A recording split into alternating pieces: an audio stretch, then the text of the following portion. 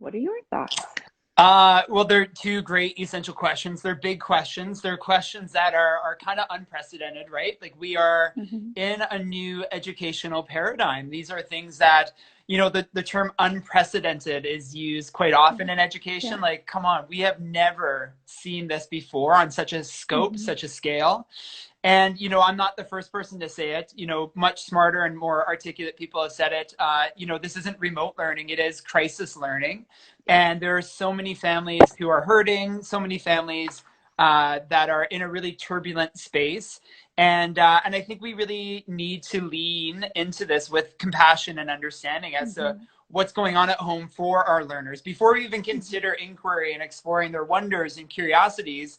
I think just something like you and I are doing right now, whether it's a video Hmm. chat or an email or a phone call home, before we Hmm. plan learning too much. And Hmm. the same thing would Hmm. happen in the brick and mortar inquiry classroom, wouldn't it? Like we don't plan out our whole year and we don't flesh it out with all those details Hmm. until we get to know our students and get to know their interests and their wonders and their strengths and their stretches. And so there's a certain amount of planning that goes into that. Absolutely. It's Hmm. it's highly intentional and purposeful, Hmm. but there's an ebb and flow between the teacher and the learner. And so in remote learning, we need to begin there, right? Like talk to families, talk to parents, ask them about their readiness for learning, both in terms Hmm. of technology, access to tech and Wi-Fi, but also, how's your son or daughter feeling about learning? Are they Hmm. are they missing their Hmm. friends? Are they missing the learning that happens in Hmm. the brick and mortar? And I think that Hmm. it's important to note, learning doesn't turn off when the bell goes at the end of the Yep. day, right? Like students go home